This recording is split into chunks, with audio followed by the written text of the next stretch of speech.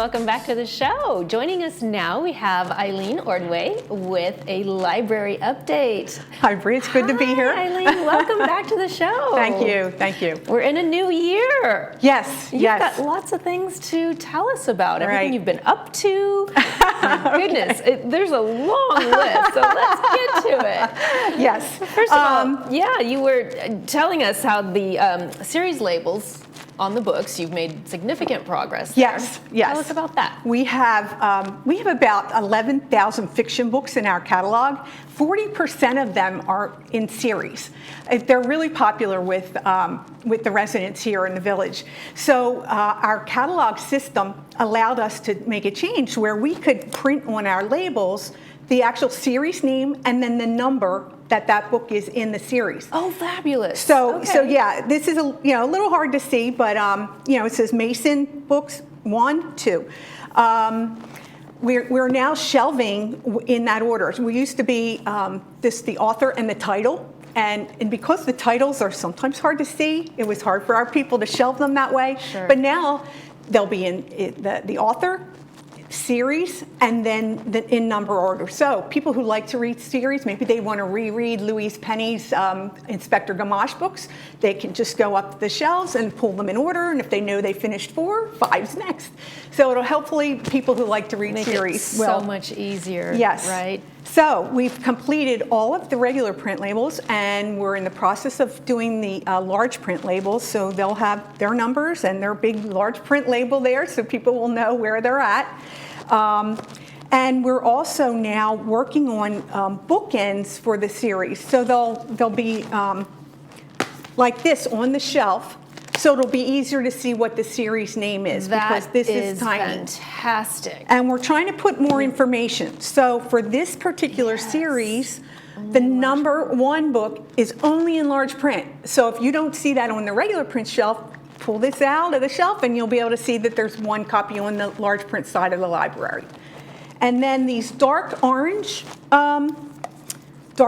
ones, they are all series where multiple authors have written books for that series. So, for example, Jesse Stone is Robert B. Parker. That's his series, but he passed away.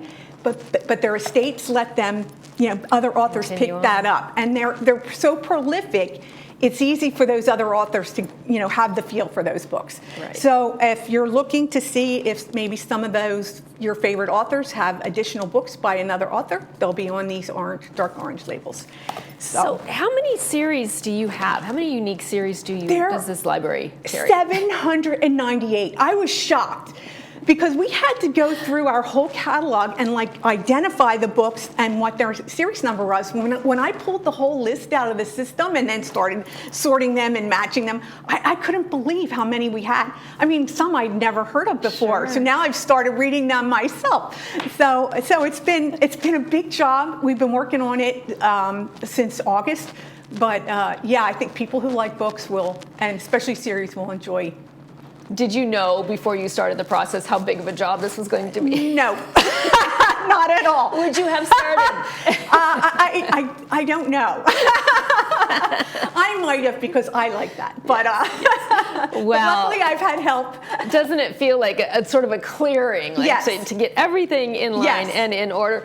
But you are still looking for more donations. Yes, absolutely. And so, any hardback book that people have right now, we've got volunteers who are willing to sort through them and how we can use them. And if somebody has series books that they don't want on their shelves anymore, they can send them to us because we may have gaps. Like John Stanford's Lucas Davenport series, we have every single one except number 4. Okay. So Silent Prey, if somebody out there has Silent Prey and wants to give it up, we'd be happy to take it. And are you specifically looking for hardbound or soft covers as well? Or? We won't be labeling any paperback books because there's only a few of those that we put in our catalog. Okay. Like these larger size, large print, because they won't be as heavy, a lot of them are coming this way. Okay. But regular paperback books we just have in our honor system. They're not in our catalog. Oh, I see. Okay. So, but yes, we will take any of those too. Okay. And you mentioned you were looking for volunteers. Yes. So to circulate all these books, these 11,000 fiction books, we need people to work at our front desk and help people check them in and check them out. We're specifically looking for people on Thursday mornings from 10 to 1, and then Friday afternoons from 1 to 4. Friday afternoons are tough because people are, doing things on the weekends. Right. But if somebody doesn't really have Friday plans, then they'd be, or maybe they're willing to get ready for those Friday plans early and want to come in and work at the library, we would love to get their applications. Okay, and they can just come to the library and pick that up? Yes, okay. Yes. Wonderful. Or even get one online. The Recreation Department has applications, so you could download it from there and fill it out and get it to us. Perfect. Yes. So tell us about your holiday bonanza blowout. It was great. We had it for the Wednesday before Thanksgiving, basically the 4 Wednesday afternoons before Christmas, and a lot of people came in and supported us. We made over $600 that we'll be able to use to maybe fill in series books, replace ones that are falling apart, that are really popular. So we really appreciate that the residents came out and took advantage of what we had available and are donating that money to the library. That's wonderful. Love that support. Yes, yes. So you've got some pretty significant 2024 numbers. Yes. We've had over 26,000 people come into the library in 2024. And we have checked out to them, or they've brought back 33,154 items. That includes our paperbacks, our puzzles, any of our hardback books that are in our catalog, music CDs. Our volunteers contributed over 9,000 hours working at the library during the year. And we had 405 residents who wanted to be put into our catalog so they could check items out. Sure. But really, there's a lot of people who come in, probably 50% of the people who come in don't check out catalog books, but they love to use our reading area.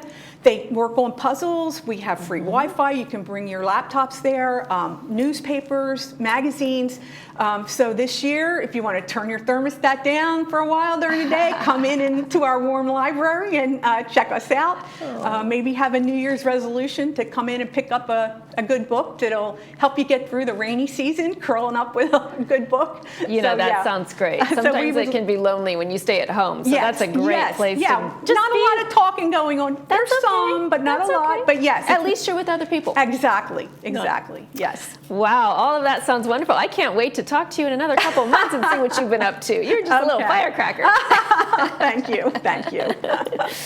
All right, Eileen from the library, thank you so much for that update. Thanks for having me. Can't wait to see you again.